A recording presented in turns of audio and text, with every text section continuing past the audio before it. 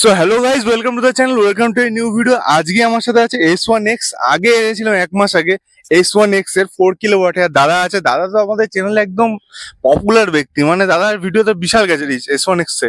ঠিক আছে, তোমাকে কি ইসিতে নাকি শুনছি নাকি ডেকে ডেকে জিজ্ঞাসা করছে? হ্যাঁ, ওরকমই একটা ব্যাপার তৈরি হয়েছে ওখানে। মানে দাদা প্লাস নস্টালজিয়া ফিল করে, সেম ড্রেস আপ পরে এসছে। 1 মাস আগের জিনিস আবার মনে পড়ে যাচ্ছে। আবার আমরা S1X এর রিভিউ নেবো। কত কিলোমিটার হলো? 1300 অ্যাবভ হয়ে গেছে। যাক, 1300 কিলোমিটার চালিয়ে দিয়েছে। 1300 না 1500? না 1300। 1300, ঠিক আছে। একবার একটু গাড়িটা অন করে দাও। ঠিক আছে, তো দাদা আজকে রিভিউ নেওয়া অন্যরকম স্টাইলে নি। আর লোকেশনটাও দেখিনি, একদম সেরা জায়গায় আমরা একদম এসেছি। লোকেশন যাই হোক, যারা আসতে যাওয়ার ডেসক্রিপশনে দিয়ে দেবো। আর দাদার সাথে আজকে রিভিউ নি। আচ্ছা বলো, আমি আজকেও কিছু বলবো না নাকি আগের মতো আজকেও কিছু বলবো না নাকি? বলো কি কি চেঞ্জেস হয়েছে, কি কি হলো 1 মাসের মধ্যে, কত কি হলো সব আজকে বলো বলো। চেঞ্জেস অনেক কিছুই হয়েছে, মানে ফিডব্যাকেও কিছু চেঞ্জেস হয়েছে, যেমন হ্যান্ডেলের, এটা তো দেখতেই পাচ্ছ। আচ্ছা আচ্ছা আচ্ছা, ও আচ্ছা, এইটা হ্যান্ডেলের মধ্যে পুরো একেবারে কভার হয়ে গেছে, একদম পুরো কোনো কথা হবে না। জলে বাবা কেউ ঢুকতে পারবে না এর ভিতরে। ঠিক আছে, একদম সেরা আছে। এটার কারণ কি একবার যদি শেয়ার? কারণ জল ঢুকে গেছিল, তাই আমার জল? পারমিশন ছাড়া। আচ্ছা বাবা, জল ঢুকে গেছে পারমিশন ছাড়া? একদম। তারপরে জল ঢুকে হর্ন পুরো শর্ট হয়ে যায়, তারপরে সে গাড়ি অন করলেই হর্ন বাজছে, এরকম অবস্থা। কি আর করা যাবে, তার জন্য করতে বাধ্য করা হয়েছে। আচ্ছা, এইটার মানে মানে এই জলটা যে ঢুকছে, জলটা কোথায় যাচ্ছে ঢুকে? জলটা ঢুকে সোজা হর্ন শর্ট করে দিচ্ছে নিচে গিয়ে। এখান থেকে কাপলার খুলতে হচ্ছে, খুলে হর্ন ডিসকানেক্ট করে রাখতে হচ্ছে 2-3 দিন, তারপরে গিয়ে আবার জলটা শুকোলে তারপর ঠিক হচ্ছে। তার জন্য এটাকে আটকে দেওয়া। আচ্ছা আচ্ছা, এখানে কিছু কিছু বিল্ড কোয়ালিটি ইস্যু রয়েছে, যেটা আমি এই এত কিলোমিটার চালিয়ে ফেস করলাম। তারপরে আরো ফেস করেছি, যেমন এই পিছনের যে ড্রাম ব্রেকটা, এটা বৃষ্টিতে ভেজার পর পরের 2 দিন আমি গাড়ি চালাইনি। 3 দিনের দিন গাড়ি আর নড়ছেই না, পুরো চাকা একদম জ্যাম হয়ে লক হয়ে গেছে। এবার এই লক হয়ে যাওয়ার ফলে কি হয়েছে, গাড়ি একদম মুভ করা যাচ্ছে না। গাড়ি আরএসএ করে নিয়ে এসিতে যেতে হলো। এসিতে গিয়ে পুরো ড্রাম ব্রেক খোলা হলো, খুলে ভিতরে দেখা গেল ইন্স্যুরেন্স করেছে। ইন্স্যুরেন্স থেকে যদি একটু শেয়ার করো ইন্স্যুরেন্স। আমি ইনসিডেন্টটা বলিনি। আচ্ছা আচ্ছা, তারপরে পুরো ওটা ড্রাম ব্রেকটা খুলে বের করা হলো, বের করে দেখা গেল ভিতরে পুরো কাদা জল ভর্তি। সেই কাদা জল পরিষ্কার করে আবার হুইল ফিট করা হলো, তারপর ঠিক হলো। এখানে কিছু কিছু বিল্ড কোয়ালিটি ইস্যু আছে, যে কি করে ব্রেকের মধ্যে জল ঢুকে যাচ্ছে না, জল ঢুকে পুরো স্টিফ করে দিচ্ছে, একদম এক্সপ্যান্ড করে স্প্রিংটাকে। এখানে কিছু, তাও গডস গ্রেস আমার আরএসএ টা ছিল বলে আমার কোনো কেয়ার প্লাস প্ল্যান নেই, বাট আমি তাও ফ্রি টো আরএসএ পাচ্ছি। তার কারণ হচ্ছে ইন্স্যুরেন্সে আমার রোড সাইড অ্যাসিস্ট্যান্স অ্যাড করা আছে গাড়িটা কেনার সময়। ওই জন্য সবাইকেই বলি, যখন নতুন গাড়ি নেবেন অবশ্যই আরএসএটা অ্যাড করবেন ইন্স্যুরেন্সে। সেটা যে কোম্পানিরই আপনি ইন্স্যুরেন্স নিন, তাহলে আপনি ফ্রি টোয়িংটা পেয়ে যাবেন। আপনি যেখানেই থাকুন, আপনি ইসি অব্দি ফ্রি টোয়িংটা পেয়ে যাবেন আপ টু 50 কিলোমিটার। যদি ধরো ইন্স্যুরেন্সে নতুন কেউ গাড়ি কিনতে যাচ্ছে, কি কি অ্যাড করবে বা কোনটা অ্যাড করলে সব থেকে বেস্ট হয়? যেহেতু আমি যতটা শুনলাম সেলসে ওরা পুরোপুরি ইগনোর করে দিয়ে চলে যায়, যে আরএস এর ব্যাপারটা যেটা বলছো, ইন্স্যুরেন্সে কি কি করতে হবে না করতে, একটু যদি ডিটেলে শেয়ার করো। হ্যাঁ, ইন্স্যুরেন্সে হচ্ছে ফার্স্ট প্রায়োরিটি যেটা দিতে হবে, আমি কোনো কোম্পানির নাম নেব না, আপনি যে কোম্পানি নিন, according to the insurance regulatory authority of India কিছু কিছু রুল আছে, যেগুলো আপনি গাড়ি একবার প্রথমে যদি নিতে ভুল করেন, আপনি চাইলে আর পরের বছরও অ্যাড অন করতে পারবেন না। যেমন যে কোনো ইন্স্যুরেন্স নেওয়ার সময় আমার গাড়িটা যদি অ্যাক্সিডেন্ট হয় কোনো কারণে, ঠাকুর করুক কারোরই না হোক, তো তাতে যেন আমি পুরো ক্লেমটা পাই, তার জন্য ইন্স্যুরেন্সে জিরো ডেপ্রিসিয়েশন বলে একটা পলিসি অ্যাড করতে হবে, অ্যাড অন করতে হবে। রোড সাইড অ্যাসিস্ট্যান্সের জন্য আরএসএ অ্যাড অন করতে হবে। আর হচ্ছে তারপরে থেফট প্রোটেকশনের জন্য রিটার্ন টু ইনভয়েস অ্যাড করতে হবে, যাতে গাড়ি যদি কোনো কারণে বাগলারি বা থেফট হয়, আপনি গাড়ির ফুল ইনভয়েস ভ্যালুটা পেয়ে যাবেন। আর কনজিউমেবল অ্যাড করতে হবে। ধরুন আপনি জিরো ডেপ্রিসিয়েশনে পুরো প্যানেলটা পেলেন, কিন্তু সেটা ফিট করার জন্য যে ক্লিপগুলো লাগে, সেটার প্রাইসটা কিন্তু আপনাকে পে করতে হয় যদি আপনার কনজিউমেবল অ্যাড অন না থাকে। ওই জন্য কনজিউমেবল অ্যাড অন করতে হবে, যাতে স্ক্রু, গ্লু, গাম এইগুলোর প্রাইসও আপনাকে ইন্স্যুরেন্স কোম্পানি পে করবে। ডিফারেন্স হচ্ছে নর্মাল ইন্স্যুরেন্সের থেকে আপনার 1000 থেকে 1200 মতো বেশি যাবে টোটাল পলিসিতে, যেটা একটা গাড়ি কেনার সময় কিছুই নয়, ওটা অ্যাড অন হয়ে যায় ওটা। হ্যাঁ, আর এটা যদি আপনি ভাবেন যে এখন নেব না, পরের বছর অ্যাড করে নেব, zero depreciation, return to invoice, road side অ্যাসিস্ট্যান্সটা হয়ে যায়, কিন্তু জিরো ডেপ্রিসিয়েশন আর রিটার্ন টু ইনভয়েসটা আর ফিউচারে কখনো গাড়িতে অ্যাড অন করতে পারবেন না, যদি প্রথমে অ্যাড অন করা না থাকে। আচ্ছা, ধরো আমার 1 বছর পরে সেটা 1 বছর পরে ফার্স্ট পার্টি তো রিনিউ হবে, যে কোনো আমি করতে পারবো। হ্যাঁ, আপনি যে কোনো কোম্পানিতে সুইচ করতে পারবেন, এমনকি ইন্স্যুরেন্স চলাকালীনও আপনি সুইচ করতে পারবেন। পলিসি ক্যান্সেল করিয়ে টাকা রিফান্ড পাওয়া যায়, তখন আপনি অন্য কোম্পানিতে সুইচ করে চলে যেতে পারবেন।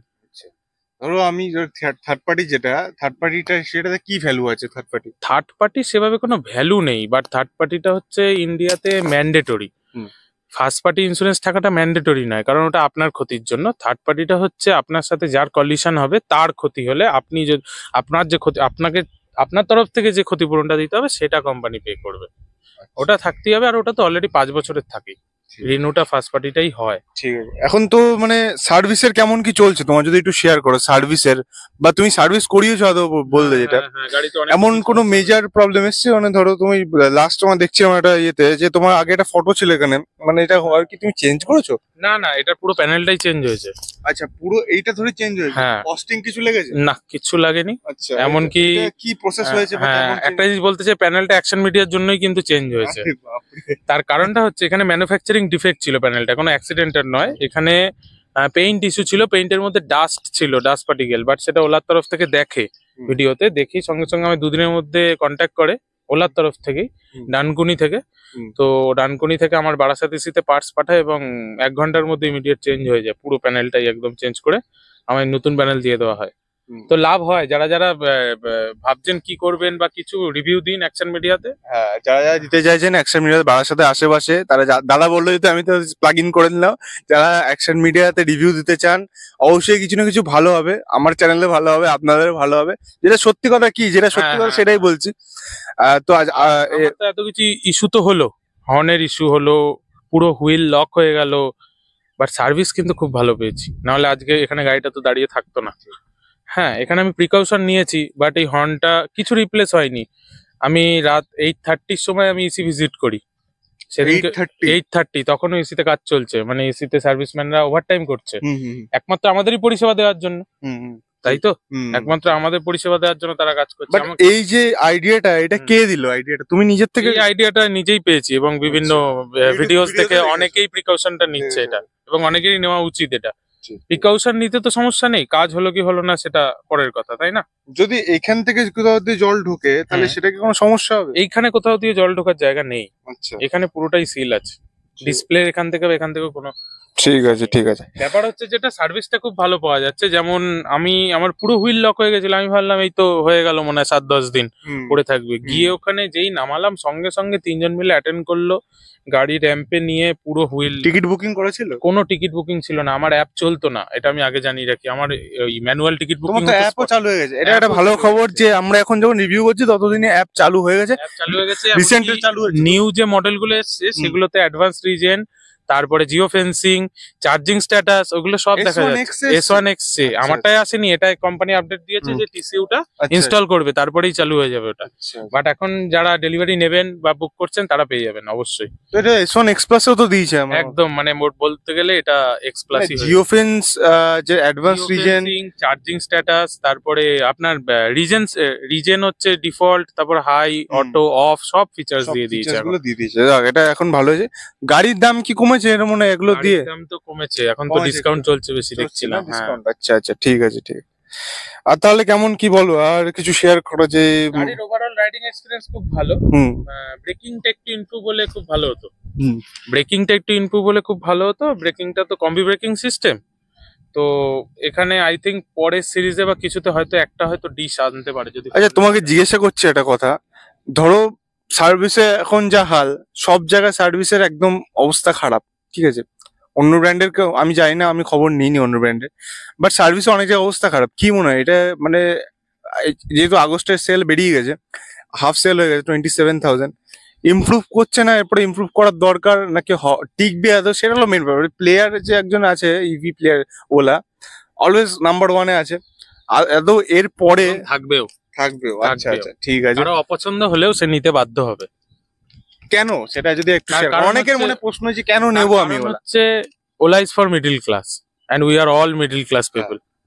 তো এইবার শেয়ার করো যে গাড়ির ওভারঅল কেমন কি চলছে, বা গাড়ির আমার পার্টিকুলার যে এরিয়া বারাসাত, সেখানে গাড়ির সার্ভিসটা মোটামুটি ভালো। যদি সেরকম কোনো পার্টসের রিকোয়ারমেন্ট না থাকে বা কিছু যেটা ওলা পাঠাবে সেই রকম কোনো কাজের ব্যাপার না হলে ইমিডিয়েট যে কাজগুলো পার্টস ছাড়া করে দেওয়া যাবে হুম। সেই কাজগুলো ইমিডিয়েটলি সলভ করে দেন ওনারা। Immediately solve হ্যাঁ, হয়ে যায়। এবার যে পার্ট ধরুন অর্ডার হবে সেটা তো ফিউচার ফ্যাক্টরি না পাঠালে কাজ হবে না। হুম। সেটা ফিউচার ফ্যাক্টরি পাঠানোর একদিনের মধ্যে আমি দেখছি কাজ হয়ে যাচ্ছে। ফিউচার ফ্যাক্টরি থেকে আসার একদিনের মধ্যে ফেলে রাখার চেষ্টা ওরাও কম করছে, কারণ ওখানেও অনেক অবজেকশনের ব্যাপার আছে। মানে এত গাড়ি কখনো রাস্তায় তো রাখা যায় না, সুতরাং সবাই চায় গাড়ি তাড়াতাড়ি রিলিজ করে দিতে। ঠিক আছে ঠিক আছে। আচ্ছা, এই রিসেন্ট আমরা যখন ভিডিওটা শুট করছি তার আগে ভাবেশ জি টুইট করেছিলেন যে পার্টস যেগুলো সেগুলো বাইরে অনলাইনে অ্যাভেলেবেল হবে, রিপেয়ার আমরা নর্মাল দোকানে করতে পারবো। আর তিনি আগেও বলেছিলেন চার্জিং ইনফ্রাস্ট্রাকচার যেটা আছে ওটা ইমপ্রুভ হবে, কিন্তু সেটা হয়নি। না। সেটা নিয়ে যদি কিছু বলো। চার্জিং ইনফ্রাস্ট্রাকচারের ব্যাপারটা হচ্ছে মানুষ 3 কিলোওয়াট 2 কিলোওয়াট এগুলো নিচ্ছে তাদের লোকাল কমিউটিং এর জন্যই। হুম। তার মানে অতটা চার্জিং এর রিকোয়ারমেন্ট মানুষের নেই, হুম। কারণ মানুষ লং ড্রাইভের জন্য কিন্তু ওলা ইউজ করছে না। হুম। আর চার্জিংটা দরকার হয় কখন? যখন যখন আমরা লং রাইডের হ্যাঁ। জন্য, তাই তো। লং রাইড কতজন ওলাতে ইন্টারেস্টেড দেখাচ্ছে? নয়, হুম। সবাই তার ডেইলি কমিউটিং এর জন্য। তো অ্যাকচুয়ালি মানুষ চায় যে লং রাইড করি আমরা ইভিতে, হ্যাঁ, কিন্তু But সেটা পসিবল হচ্ছে না। সেটা পসিবল হচ্ছে না, তার একটা কারণ আছে। আপনি যখন একটা 4 কিলোওয়াট ব্যাটারি পুরো ইউজ করবেন, তখন অলরেডি মোটরটা হিট হবে। হুম। এবার হিট হওয়া অবস্থায় আপনি ওটাকে চার্জিং এ যখন বসাবেন আরো হিট হবে। চার্জিং থেকে খুলে সঙ্গে সঙ্গে আবার চালাবেন আরো হিট হবে, এতে অ্যাক্সিডেন্টালের একটা তো চান্স থাকে। ফাস্ট চার্জিংটা কি খুব ইম্পর্টেন্স, মানে খুব কি দরকার? হাইপার চার্জার না হোক, ফাস্ট চার্জিংটা এমার্জেন্সি পারপাসে কিছু বসানো উচিত। বসানো But উচিত। কারোর খুব এসেনশিয়াল না হলে যেখানে অ্যাভেলেবেল ধরো আমি ইউজ করা উচিত না। 10-12 কিলোমিটার 30 কিলোমিটার চালিয়ে আমি ফট করে আমি হাইপার চার্জারে ফাস্ট চার্জার দিলাম, এটা কি ঠিক হবে? It is not safe. আচ্ছা। কারণ হচ্ছে লিথিয়াম আয়ন ব্যাটারি হুম। হিট হয়, এবার সাথে সাথে আমি যদি সেটাকে আবার যদি চার্জিং পুশ করি তাহলে তার মধ্যে আবার ইলেকট্রন এনগ্রেভ হবে। এবার অলরেডি ও পাওয়ার আউটপুট দিচ্ছিল, তাতে হঠাৎ করে যখন ইনপুট দেওয়া হলো অলরেডি ওর হিট আবার ইনক্রিজ হবে। এগুলোর জন্য কি আগুন লাগে? এক্স্যাক্টলি, এগুলোর জন্যই ফায়ার হয়। ওই জন্যই বারবার ইভি সেফটিতে ট্রাফিক রুলসও বলা আছে যে রাইড করে আসার মিনিমাম 15 মিনিটস পরে চার্জে বসাতে হবে। এগুলো কিছু কিছু ইভি সেফটি আছে যেটা আইসি স্কুটার থেকে যারা ইভিতে আসবেন তাদের মেনে চলতেই হবে। হ্যাঁ, ধরুন কারো বাড়ির সামনে কোম্পানি শেয়ার করে? কোম্পানি সেলস পারসন অতটা শেয়ার করেই না। করা তো উচিত। করা অবশ্যই উচিত, এমনকি এটার ম্যানুয়াল করে গাড়ির সাথে দেওয়া উচিত। গাড়ির সাথে চার্জার ম্যানুয়াল দেওয়া হচ্ছে, বাট গাড়ির ম্যানুয়াল দেওয়া হচ্ছে না। ওটা পরে দেখলাম অ্যাপে অ্যাভেলেবেল রয়েছে। বাট অন্যান্য গাড়ির মতো যেরকম ম্যানুয়াল দেওয়া হয়, সামান্য একটা ফোন কিনুন বা 4 হুইলার কিনুন, একটা ম্যানুয়াল বুক আসে, সেরকম ম্যানুয়াল বুকটা দেওয়া হয় যেখানে ডুজ এন্ড ডোন্টস থাকে, সেটা ওলা প্রোভাইড করছে না। এটা করা উচিত। এটা এমন কিছু আমার মনে হয় না কস্টিং আসবে বলে প্রোভাইড করা উচিত। হ্যাঁ, ফিজিক্যাল বুক একটা কাগজ টাইপের প্রোভাইড করা হচ্ছে যেটা হচ্ছে চার্জার ম্যানুয়াল শুধু, বাট কার ম্যানুয়াল নয়। বা কার সেফটি ইভি মেজার এরম বলে কোনো রুল গভর্নমেন্টেরও করা উচিত, যেটা ইভি সেফটি মেজারমেন্ট, ইভিটাকে কিভাবে সেফ রাখা যায়। কারণ এটা তো প্রচন্ড বিএমএস সিস্টেমের উপর নির্ভর করে, যেটা শর্ট সার্কিট হওয়ার চান্স থাকে, তাই তো। সুতরাং তার জন্য একজন জেনারেল পাবলিক কিভাবে একটা ইভিকে মেনটেনেন্স করবে বা ডেলি টু ডেলি লাইফে ফর দেয়ার সেফটি, কারণ সেফটি মেজারমেন্টটা আগে। সবাই অ্যাপার্টমেন্টে থাকে বা এখানে থাকে, ঠিক আছে, তো তার জন্য ওটা প্রোভাইড করা উচিত ওলাকে অ্যাজ এ ফিডব্যাক। এটা বলতে চাই, এটা এমন কিছুই নয়, একটা লিস্ট ডাউন করে দিয়ে ওটাকে একটা জাস্ট পেজের মধ্যে করে ওই একই সাথেই যদি পাঠিয়ে দেয়। ঠিক আছে ঠিক আছে। আচ্ছা, তোমার তো জেন 2 বেস্ট গাড়ি, জেন 2 সংকল্পে বেরোলো। আচ্ছা দাদা বলে নি, সংকল্পে ইভেন্ট হয়েছিল 15 আগস্টে, আমরা গেছিলাম, মানে আমি স্পেশালি গেছিলাম ওয়েস্ট বেঙ্গল থেকে। ওখানে অনেক কিছু গাড়ি দেখেছি নতুন ব্যাটারি সেট। তুমি লাইভ তো ইভেন্ট দেখেছো? হ্যাঁ হ্যাঁ, একদম। তো লাইভ ইভেন্টে অনেক, দেখলাম। হ্যাঁ, ভারত সেল দেখিয়েছে। তোমার তো জেন 2 বেস্ট, এটা হ্যাঁ, প্ল্যানিং কিছু আছে এখন জেন 3 নিয়ে? আপাতত কোনো প্ল্যানিং নেই, এটাকে আগে ইউজ করব। একটা রিলায়েবিলিটির ব্যাপার কি আসবে। মনে হচ্ছে লস হয়ে গেছে নাকি? না, লস হয়নি Loss কিছু, হয়নি। কারণ এতেও যে সেলটা আছে এটাও লেটেস্টই সেল। আচ্ছা। হ্যাঁ, তো আর যেটা 4680 যে সেলটা ভারত সেল যেটা পেটেন্ট করলো ওলা, সেটা তো অবশ্যই আরো ভালো সেল। ওটা এনার্জি এফিসিয়েন্ট, 50% মোর ফাস্ট চার্জিং হবে, ঠিক আছে, সেটা তো অবশ্যই আমাদের ফিউচার সেল। হ্যাঁ, বাট এইটা না এলে তো আর ওটা আসতো না। সুতরাং আমাদের এটাও নিতে হবে, তবে তারপরে গিয়ে যখন আমরা ওইটা নেব তখন আমরা ডিফারেন্সটা গ্যাদার করতে পারবো না। সুতরাং দুটোতেই ইন্টারেস্টেড। জেন 2 ও ভালো, জেন 3 তো আরো ভালো হবেই, কারণ ওখানে কি মনে হচ্ছে যে যেগুলো প্রবলেম গুলো এখন আছে, সার্ভিসের প্রবলেম, যাই প্রবলেম আছে গাড়ি যেগুলো গ্লিচ ফুললি সলভ হবে। কারণ ওলার যে একটা চ্যাসিস ভেঙে যাওয়ারও যে ইস্যুটা ছিল, সাসপেনশন ভেঙে যাওয়ার, ফুললি অ্যালুমিনিয়াম চ্যাসি করে আগেই সলভ হয়ে গেছে। যেটা হ্যাঁ, তোমার সামনে যে ভেঙে যাচ্ছিল। হ্যাঁ, এখন তো এখানে গ্যাব্রিয়েল কোম্পানির সাসপেনশন ইউজ করছে, যেটা খুবই ভালো। না এটা, হ্যাঁ, এটা এখন খুব ভালো। আগে অন্য ব্র্যান্ডেরও এগুলো ভাঙতো আগে, ঠিক আছে। তো এখন যেটা হিরোরও প্রচুর ইস্যু এসেছিল আগেও, সে অনেক আগে। ঠিক আছে, হ্যাঁ। বাইক বেরিয়েছে, বাইক নিয়ে কিছু যদি বলতে চাও। বাইক তো খুবই ভালো বেরিয়েছে, পার্সোনালি 16 কিলোওয়াট মডেলটা খুবই পছন্দ। ওটা আই থিঙ্ক রোডস্টার প্রো। ওটা তো সবারই পছন্দ হচ্ছে। হ্যাঁ, ওটা খুবই পছন্দ। তার কারণ হচ্ছে ওইটা একমাত্র লং রাইডের উপর ফোকাস করে বানানো। হ্যাঁ। সুতরাং কোম্পানি কিন্তু পোর্টফোলিও এক্সপ্যান্ড করছে। হুম। আর একটা কোম্পানি যখনই পোর্টফোলিও এক্সপ্যান্ড করবে তার সেলস এমনিই বাড়বে। মানে আগে আর তুমি যে সেলস এর কথাটা বলছিলে ডাউন হলো কেন, এটা আমার পার্সোনাল ওপিনিয়ন। একটা যখন জেন 3 প্ল্যাটফর্ম যখন পুরো লঞ্চ হয়ে গেছে, তার স্কুটারও দেখিয়ে দেওয়া হয়েছে 4680 সেল ইনস্টল করে, বাইক দেখিয়ে দেওয়া হয়েছে মিডিয়ার সামনে, তাহলে একটা মানুষ তো বার করে দিয়েছে। হ্যাঁ, তাহলে তো তখন মানুষ জেন 2 দিকে তো অতটা ইন্টারেস্টেড হবে না। তার কারণ হচ্ছে সে চাইবে আমি আমার হার্ড আর্ন মানিটা অলওয়েজ একটা নিউ মডেলে ইনভেস্ট করি না। হ্যাঁ। তাহলে যে কটা বিক্রি হয়েছে সে ইউনিট, তার মানে সেই কজনের প্রচন্ড নিডফুল ছিল বলেই তারা নিয়েছে, তাই না? বাট এখানে এমন কোনো ব্যাপার নেই, মানে জেন 2 প্ল্যাটফর্মও রিলায়েবল, জেন 2 রিলায়েবিলিটির জন্যই ওলা সাকসেস পেয়েছে, যেটা জেন 3 সেটাকে কন্টিনিউ করবে। ঠিক ঠিক। তাহলে বাইক কি নেওয়ার ইচ্ছা আছে তাহলে মনে হয়? বাইক নেওয়ার ইচ্ছা আপাতত নেই, আপাতত কারণ হচ্ছে ইভিতে আসলে স্কুটারই মোট কমফোর্টেবল, আর আমার বাইকের অতটা প্রয়োজন এখন অব্দি হয়নি। আচ্ছা, বাট অবশ্যই আসার পর তুমি একটা লাস্ট ভিডিওতে কথা বলেছিলে যে জেন 3 টাই বেশি ইন্টারেস্টেড আছে স্কুটারের। তুমি একটা লাস্টে একটা কথা বলেছিলে মানে ওই আগের ভিডিওতে, যে যদি আমি কেন বাইক নেব, গিয়ার থাকবে না, মানে গিয়ার থাকবে না সেরকম বাইক নেব। তো অনেকের আর কি মিক্স ওপিনিয়ন যে না ইভি জাস্ট ঘোরাবো চলবে, গিয়ারের কোনো অসুবিধা নেই। কিছু কিছু বাইক কোম্পানি আছে যেগুলো গিয়ার বের করেছে, তারা সাউন্ডে গিয়ার টাইপের, বাট অপারেশনাল নয়। আচ্ছা, আর মুভেস আমি সেদিনকে কোমাকির একটা বাইক দেখছিলাম, খুব সুন্দরই লাগছিল, ইভি রয়্যাল এনফিল্ড টাইপের ইভি বাইক। ইয়েস, হ্যাঁ, বাট ওই যে কোনো সাউন্ড দিয়ে ওখানে একটা সাইলেন্সারের আওয়াজ তৈরি করে, বাট অতটা মানে ওটা ঠিক ফিউচারিস্টিক টাইপের মানে লাগে, বাট অতটা রিলায়েবিলিটি লাগে না। বাট বাইক চালাবো তাতে যদি কোনো গিয়ারিং সিস্টেম না থাকে, সেটা ঠিক ফিলটা আসে না, তখন স্কুটারটাই মনে হয় বেশ। স্পেসিফিকেশন দেখছি রোডস্টার যেটা মিডল যেটা সিরিজ 3 কিলোওয়াট 4 কিলোওয়াট মিডলে, ওটা তো প্রচুর ফিচার্স করে দিয়েছে। 1,05,000 টাকা থেকে শুরু করে দিয়েছে প্রাইস। তোমার ওটাতে ইনবিল্ট স্পিকার দেখাচ্ছে, কনসার্ট মোড দেখাচ্ছে, প্লাস আরো অনেক কিছু কিছু ফিচার্স দেখছি, ভিডিও অডিও স্ট্রিম করা যাবে, অনেক কিছু করে দিয়েছে।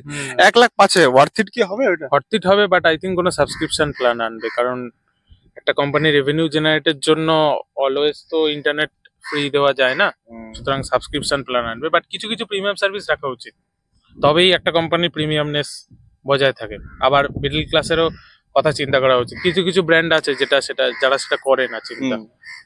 তো এখন যারা নতুন গাড়ি নিতে চাইছে, অনেকে বলছে এক্স এ নেবো কেন, এক্স এর প্রবলেম, প্রো নেবো, প্রো বেল্টের প্রবলেম, কোনটা নিলে বেস্ট হয় যদি শেয়ার করো? সবই মিক্স ওপিনিয়ন, মানে কারোর কাছেই, আমার কাছে পুরোটা ভালো নয় পুরোটা খারাপ নয়, বাট অবশ্যই নিতে। তুমি একজন এক্স ইউজার, তুমি সেটা বলতে পারবে যে এক্সটা নিয়ে এক্স এর top model user 4 kilowatt user হিসেবে বলছি, রেঞ্জ নিয়ে কোনো আপনার অসুবিধা হবে না। আচ্ছা, 1% চাই যে কত কিলোমিটার যায় একটু যদি শেয়ার করো। আমি একটু আগেই যখন আমি আর রাজীব দা এলাম, তখন আমি 1% চার্জে রাজীব তাই দেখলো যে 1% চার্জে আমি ম্যাক্সিমাম 1.9 কিলোমিটার কভার করলাম। Approx 2 kilometre. 1% চার্জ আমাদের 700-800 তে চলে যায় মিটার, 700-800 মিটার যায়। হ্যাঁ, মিটারই হবে, 1 কিলোমিটার হবে না। ঠিক আছে, এইবার এক্স প্লাস এর থেকে আমি বলবো যারা 3 কিলোওয়াট 2 কিলোওয়াট নিতে যাচ্ছ নিতে পারো, কারণ যার যা ব্যাপার, কিন্তু 4 কিলোওয়াটটা বেস্ট সাজেশন। 4 কিলোওয়াট এখানে হ্যান্ডে আমার হাতে কিছু এক্সট্রা রেঞ্জ থেকে যাচ্ছে, যেটা আমার অ্যাক্সিডেন্টাল রেঞ্জ হিসেবেও কাজে লাগতে পারে। ঠিক ঠিক, কারণ কখনো কখনো ইভিতে কারণ একটা জিনিস সেটা করেছে যে আমাদের ইন্ডিয়ান রোডে না, কখনো যদি ডেড ট্রাফিক থাকে না, ধরুন আপনার আনএক্সপেক্টেড রাস্তা যেখানে কখনো ট্রাফিক থাকে না, সেখানে হঠাৎ ডেড ট্রাফিক এলো, এবার ডেড ট্রাফিকে আপনি একবার অ্যাক্সিলেটর ছাড়ছেন, আবার অ্যাক্সিলেটর পুশ আপ করছেন, তখন রেঞ্জটা হঠাৎ ড্রপ হতে শুরু করবে না, তো তখন যে আপনার হ্যান্ডের রেঞ্জটা রয়েছে সেটা আপনাকে কিন্তু রেস্কিউ করবে বাড়ি যেতে। আচ্ছা আচ্ছা আচ্ছা, এবার যদি শেয়ার করো তোমার অ্যাপে নতুন কি এসছে, যদি একটু অ্যাপটা যদি শেয়ার করো, যদি দেখানো যায় কিছু। আমার অ্যাপে নতুন কিছু আসেনি, আমার অ্যাপটা জাস্ট ওপেন হয়েছে, নো ইওর স্কুটার দেখা যাচ্ছে, আর হচ্ছে টিকিট রেস করা যাচ্ছে। বাট আমি বলবো ওলাকে, যারা আমি যখন গাড়িটা নিয়েছিলাম তখন কিন্তু ওলা প্রমিস করেছিল যে এখন যারা গাড়ি নেবে তারা advance reason, OTA updates, Jio fencing এগুলো পাবে, খুলবে আর কি। হ্যাঁ, এগুলো পাবে অ্যাপের মধ্যে, বাট সেটা কিন্তু আমরা এখনো পাইনি। বাট শুনতে পাচ্ছি টিসিইউ ইনস্টল করে সেটা দেওয়া হবে। আই থিঙ্ক ওলার সেটা খুব তাড়াতাড়ি করা উচিত, কারণ অলরেডি আমরা সেটা দেখে আগে কিনেছিলাম, তো আমরাই কিন্তু পাইনি। এখন যারা কিনছে তারা পাচ্ছে, বাট আই থিঙ্ক আমাদের ডেকে আগে ইনস্টল করানোটা উচিত এই সিরিজের যারা আছে শুরুতে। তোমার কি ফাস্ট চার্জার খুব ইউজ হয়? কি আমরা কিন্তু কোনো ডিসকাউন্টেডেরও কিনিনি, আমরা হচ্ছে একদম এমআরপি তে গাড়িটা নেওয়া, সুতরাং আই থিঙ্ক এদের আগে টিসিউটা ইনস্টল করে দেওয়া। এখন কি ডিসকাউন্ট আছে? এখন ডিসকাউন্টে কত আছে, আই থিঙ্ক discount আছে? 5000 রুপিস প্রায় ডিসকাউন্ট আছে মডেলে। আচ্ছা ঠিক আছে। মুভ S5 বের, মুভ S5 4 এর কিছু আপডেট পেয়েছো তুমি? না, মুভ S4 এর আপডেট পাইনি আমরা। অলরেডি আমরা হচ্ছে কি ইউজ করা লোক, হুম। আমাদের কাছে মুভ হয়েছে ঠিক ব্যাপারটা এখনো ক্লিয়ার নয়, তার কারণ আমাদের তো স্ক্রিন টাচ ডিসপ্লে নয়, ঠিক আছে, সুতরাং ওটা ঠিক এক্সপিরিয়েন্স করতে পারি না। আমাদের ড্যাশবোর্ড ভার্সন সবসময় মানে একই থাকে। ইভেন্টে তো S সিরিজের S1 S2 S3ও দেখিয়েছে, স্পোর্টস স্টার দেখিয়েছে, মানে অনেক কিছু গাড়ি দেখিয়েছে, অ্যারো হেডও দেখি। অ্যারো হেড দেখিয়েছে, এটা নতুন নতুন মডেল এসছে।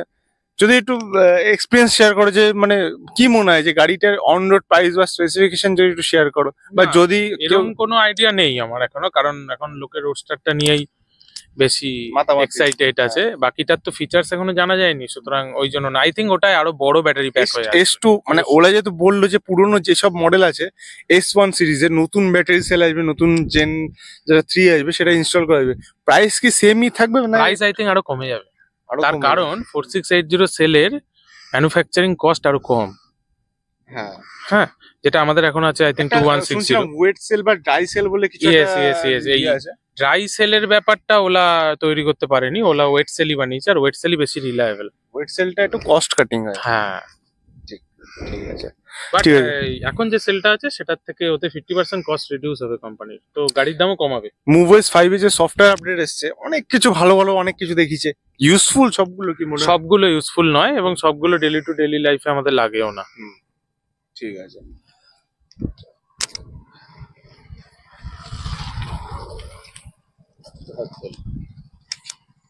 Good bye.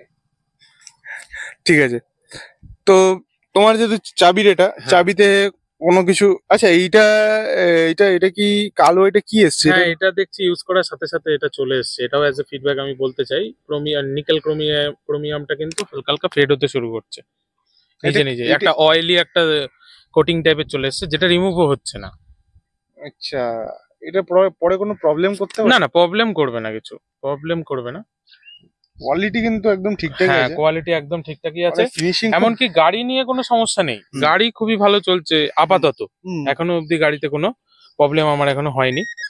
তো কি বলে, বিল্ড কোয়ালিটিতে একটু চেঞ্জ তো অবশ্যই করা উচিত, স্পেশালি দা সুইচেস কোয়ালিটিতে, কারণ এখান থেকে পুরো শর্ট হয়ে যাচ্ছে। এটার কোনো একটা সলিউশন দরকার, এটার কোনো পার্মানেন্ট সলিউশন দরকার। আই থিঙ্ক কাস্টমারদের ডেকে ওলার সলিউশন করা উচিত, না হলে অ্যাজ এ কাস্টমার আমি কাউকে রিকমেন্ড করার আগেও কিন্তু ভাবছি, কারণ তারও যখন এই সুইচেস ইস্যুটা আসবে সে তখন আমাকে হয়তো বলতে পারে আমি গুড সাজেশন দিইনি।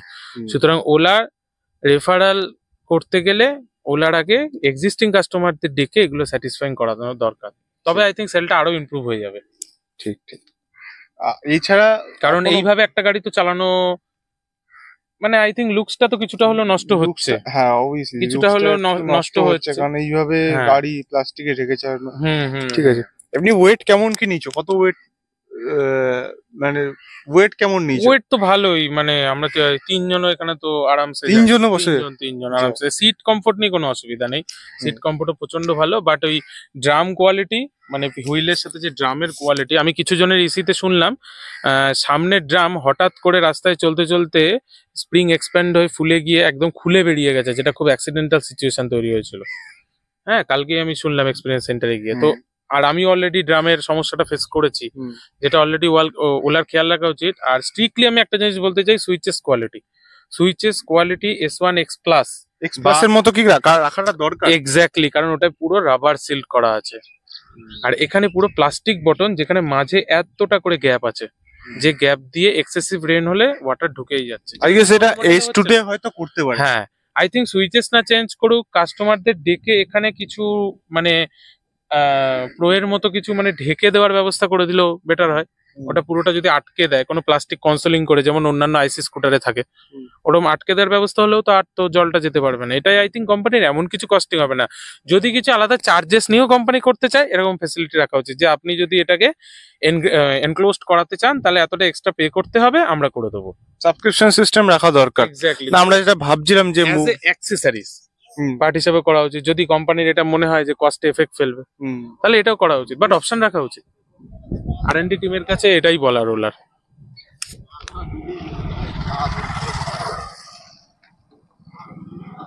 দেখা আছে তো রেকর্ডটা হয়েছে। হচ্ছে রেকর্ড তো হচ্ছে, লাল বাতি চলছে। হ্যাঁ রেকর্ড হচ্ছে, চলো রেকর্ড হচ্ছে। ওই তোমার রেকর্ড চলছে তো একবারে একটু, তাই জন্য নিজে নিজে কমিয়ে দেয়। হুম, রেকর্ড ঠিকঠাক করছে, রেকর্ড অন আছে তোমাদের হয় না? না, অটোমেটিক। আচ্ছা, তো এইটা হলো তোমার গাড়ি এখন 1500 কিলোমিটার পরে চলছে। না, 1322 1500 কিলোমিটার হবে। বারবার 1500 বলে দিচ্ছি কারণ 1500 একটা মাইলস্টোন হয়ে গেছে। হ্যাঁ ঠিক আছে, 1322, এই তো। হ্যাঁ ঠিক আছে। আর তাহলে সবকিছু ঠিকঠাক আছে? হ্যাঁ, গাড়ির রাইড কোয়ালিটি নিয়ে কোনো অসুবিধা নেই, বাট একটা যেটা প্রবলেম হচ্ছে, এটার কাপলার খোলা বন্ধ হয়েছে তো, এর জন্য এখন হেডে একটু নয়েজ আচ্ছা, আসছে। আমি একটা কন্ট্রোভার্সিয়াল প্রশ্ন করছি। ধরো এই প্রাইসে বা 3-4টে গাড়ি কেউ সিলেক্ট করলো, এই প্রাইসে না, ধরো 3-4টে গাড়ি সিলেক্ট করলো, তার মোটামুটি বাজেট 1,00,000 15-20। বাজেটটা ম্যাটার করে। হ্যাঁ, বাজেটটা ম্যাটার করে। বাজেটটা স্ট্রিক্টলি ম্যাটার করে, কারণ একটু বাজেট কম বেশিতেও কিন্তু প্রচুর মডেল চেঞ্জ হয়ে যাবে। কি মনে হয় এর মধ্যে মানে কোন মডেলটা নিলে সে মানে ভ্যালু ফর মানি হবে তার জন্য? দেখো, রেঞ্জটাই আই থিঙ্ক মেন ফ্যাক্টর, আমার মনে হয় এটা। আর আমাদের কলকাতার সার্কেলে যতগুলো ওলার ইসি আছে এরকম কিন্তু কারণ নেই। মানে আমার যদি সামান্য ব্রেকেরও ইস্যু হয়, আমি তার উইদিন 10 কিলোমিটার একটা ইসি পাবোই। সুতরাং আমি তো প্রেফার করবো ওলা। আর তুমি যে বাজেটটা বললে সেই বাজেটে অবশ্যই এক্স মডেল, কারণ চাবির জন্য, এক্স প্লাস নয়। আর যদি ধরো আরো, যদি ধরো সে কি বলবো, মানে সে নেবে শুধুমাত্র মাইলেজের জন্য, বিল্ড কোয়ালিটির জন্য। দেখো, বিল্ড কোয়ালিটি আর মাইলেজ যদি শুধু বলি, তাহলে আমি এথার রিস্তার নাম নিতে পারি, বাট আই থিঙ্ক এথার 450 এক্সে প্রোপ্যাকটা ঠিক আছে, রিস্তায় প্রোপ্যাকটা রাখা উচিত হয়নি। কারণ রিস্তায় কিন্তু কোনো ডিসপ্লেতে কিন্তু কোনো টাচ স্ক্রিন নেই। হ্যাঁ, আমি এখানে কোনো কন্ট্রোভার্সিতে যাচ্ছি না।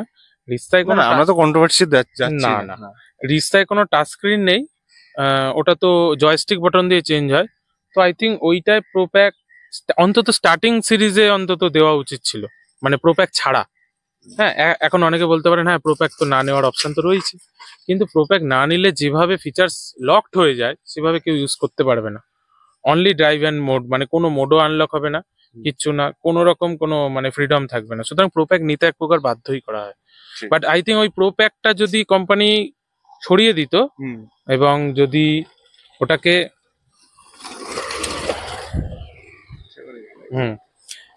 এথার যদি প্রোপ্যাকটা, আমি এথারের জন্য একটা সাজেশন দিতে চাই। আমি এখনো এথার লাভার, আমি এখনো বলবো, কিন্তু আমি এথার একটা কারণে নিতে পারিনি, বাজেট ইস্যু তো অবশ্যই, বাট আমি চেষ্টা করতাম যদি প্রোপ্যাকটা না থাকতো।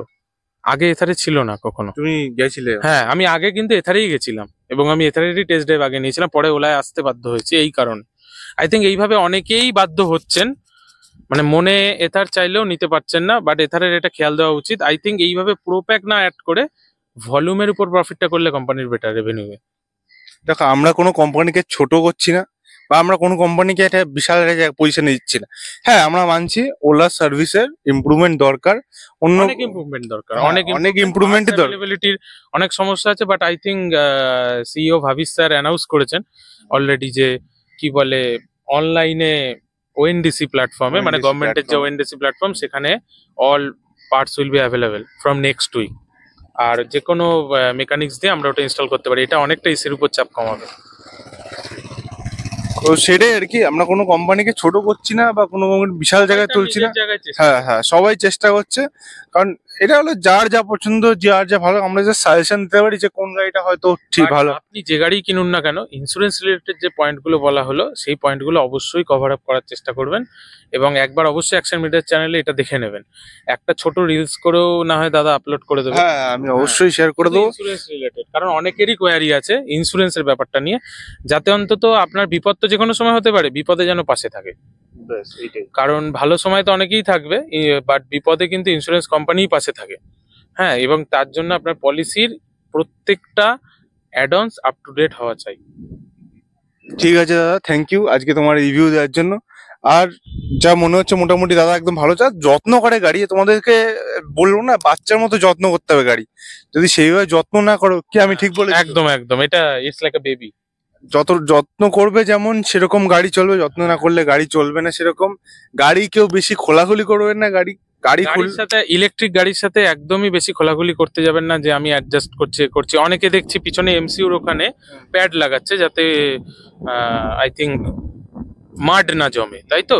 আমার এই ব্যাপারে একটা পার্সোনাল সাজেশন আছে, বলো, আমিও চাইলে লাগিয়ে নিতে পারতাম। বলো।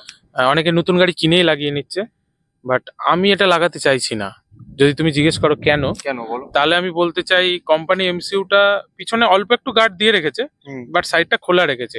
আই থিঙ্ক গাড়িটা যখন সামনের দিকে মুভ হচ্ছে, এয়ারটা পিছনের দিকে আসছে, এবারে এয়ারটা ওখান থেকে রিলিজ হয়ে পিছনে বেরিয়ে যাচ্ছে, যেটা অ্যারোডাইনামিক ডিজাইনের জন্য। আমি যদি ওখানে পুরো মাড ফ্ল্যাপ দিয়ে দিই, তাহলে এয়ারটা ওখানে এসে বাধা পাচ্ছে, তাই তো? তার মানে আমার ফোর্স বেশি লাগছে গাড়িটাকে এগোনোর জন্য, রেঞ্জের পড়বে, ইস্যু হবে, অবশ্যই মোটর হিটিং হবে, ঠিক আছে? আগুন লাগার চান্স আছে। আগুন লাগার চান্সটা বলতে পারবো না, বাট গাড়ি হয়তো মানে স্টেডি মোড হয়ে যেতে পারে, পার্ক মোড তো হয়েই যেতে পারে সেফটির জন্য। আরেকটা কথা হচ্ছে, যেটা এমসিইউ গরম হলে যে হিটটা রিলিজ হবে সেই জায়গাটাও পাবে না, কারণ গাড়ি যখন সামনের দিকে এগোচ্ছে এয়ারটা তো পিছনের দিকে আসছে। আমি যদি পিছনটাই ব্লক করে দিই, এয়ার তো আর সামনের দিকে যাবে না। মানে এইটা কি ভুল পুরোপুরি? একদম, নাহলে কোম্পানি করে দিতে পারতো। ভুল আমি বলবো না, আমার পার্সোনাল ওপিনিয়ন এটা, এই জন্য আমি করবো না। না না, ঠিক আর ঠিক। আমার যদি কিছু হয় খারাপ, তার জন্য তো ওলার 3 ইয়ার্স ফুললি ওয়ারেন্টি রয়েছে, আর 8 ইয়ার্স ব্যাটারি তো ব্যাটারি ওয়ারেন্টি রয়েছে। টাইম বেশি লাগতে পারে, বাট কোম্পানিতে অ্যাজ এ কমিটমেন্ট দেবেই দেবে, তাই তো? কিন্তু আমি যদি ওইটা লাগিয়ে যদি আমার কিছু হয় এবং সেই অবস্থায় যদি গাড়ি ইসিতে যায়, ওয়ারেন্টিটা কিন্তু নাও দিতে পারে। আপনি কেন ওইটা ফিট করেছেন? কোম্পানির R&D টিমের তো ওটার অ্যাপ্রুভাল নেই, বা অ্যাজ এ কোম্পানি কোথাও লিখেও দেয়নি যে ইউ ক্যান ফিট দেয়ার। মানে এখন ভিডিও প্রুফে দেখাতে হয়। হ্যাঁ, কারণ এখন ওয়ারেন্টির অ্যাপ্রুভাল কিন্তু ভিডিও করেই হয়, ভিডিওগ্রাফি করেই ইসি অ্যাপ্রুভাল নেয়। ইসির কাছে ডাইরেক্ট অ্যাপ্রুভাল সিস্টেম থাকে না। আচ্ছা আমি বলছি, ধরো সাইডে ঘষা খেয়েছে ডেলিভারি পরের দিন, আমি একজনে দেখছিলাম বলে আমি ডাইরেক্ট বলেছি সেটাই। তুমিও জানো যে একজনের গাড়ি ঘষা খেয়েছে সাইডে, ইন্স্যুরেন্সে দেবে? হ্যাঁ দেবে।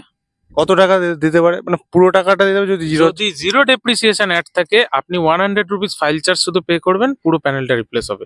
জিরো ডেপ্রিসিয়েশন অ্যাড না থাকলে প্লাস্টিক পার্টে আই থিঙ্ক 60 to 70% নতুন গাড়িতে দেয়, তার বেশি দেয় না। ঠিক আছে। আচ্ছা নেক্সট কোশ্চেন হলো, ধরো একজনের গাড়ি মানে পুরো ঠুকে গেছে সামনের দিকে, মানে জান্নাতাই হয়ে গেছে, ইন্স্যুরেন্স করতে গেছে, 80,000 টাকার বিল দিয়েছে, হবে? পুরো হবে। কোম্পানি তো ইন্স্যুরেন্সে ইনভয়েস ভ্যালু বলে একটা আইডিবি বলে, সেটাকে ইন্স্যুরেন্স ডিক্লেয়ার্ড ভ্যালু, ওটা লেখা থাকে অত টাকা অবধি আপনি ক্লেম নিতে পারবেন। যেমন আমার গাড়িতে 1,05,000 সামথিং লেখা আছে, তার মানে আমি 1,05,000 টাকা অবধি গাড়ির কোনো ক্ষতি হলে ক্লেম কোম্পানি দেবে। সেটা হবে। এতটাই লেখা থাকে যে সেটা গাড়ির দামেরই কাছে। গাড়ির দাম ট্যাক্স নিয়ে 1,16,000, এর শোরুম তো 1,00,000 রুপিস, তাহলে 1,05,000 ইন্স্যুরেন্স ডিক্লেয়ার হবে, তো আমার তো পুরো গাড়িটাই আমার ডিক্লেয়ার্ড আছে আইডিবিতে। তাহলে বলছো সে প্রবলেমটা সলভ হয়ে যাবে? একদম হবে, যদি জিরো ঠিক আছে। ডেপ্রিসিয়েশন অ্যাড থাকে। আর যদি গাড়ি সারানোর মতো অবস্থায় যদি না থাকে তখন তখন হচ্ছে আইডিবি ভ্যালুটা as a cash insurance company দিয়ে দেয় নতুন গাড়ি কেনার জন্য। নতুন গাড়ি কেনার জন্য? বাহ, এটা খুব ভালো আর কি। এটা অনেকে ঘটেছে আর একজনের সাথে, সেটা সবার জেনে রাখা উচিত। যদি গাড়ি রিপেয়ারেবল স্টেজে না থাকে, কোম্পানি ডিক্লেয়ার করে দেয় যে এটা রিপেয়ারেবল স্টেজে নেই, এটা স্ক্র্যাপ, তখন আপনি কি হবে? আপনার কি টাকাটা জলে চলে গেল? না, আপনার ওখানে যদি রিটার্ন টু ইনভয়েস অ্যাড থাকে, তাহলে আপনি গাড়ির রোড ট্যাক্স সমেত গাড়ির পুরো দাম কোম্পানি, ইন্স্যুরেন্স কোম্পানি আপনাকে দেবে।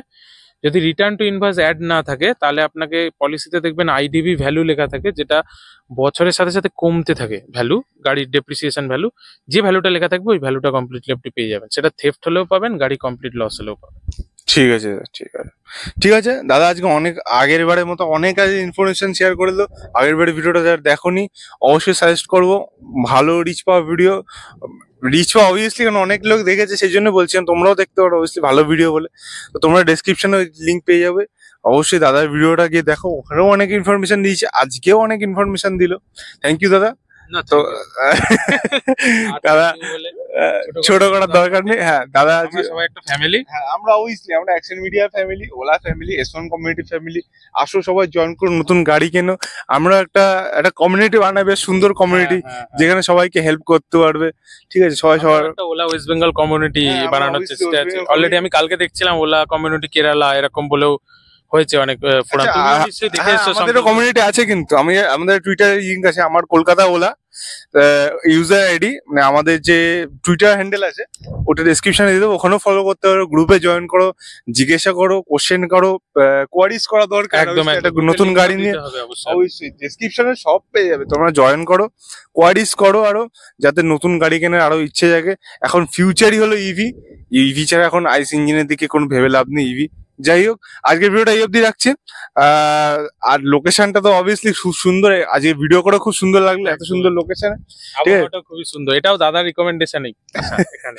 চলো ঠিক আছে, দেখা হচ্ছে নেক্সট ভিডিওতে, বাই।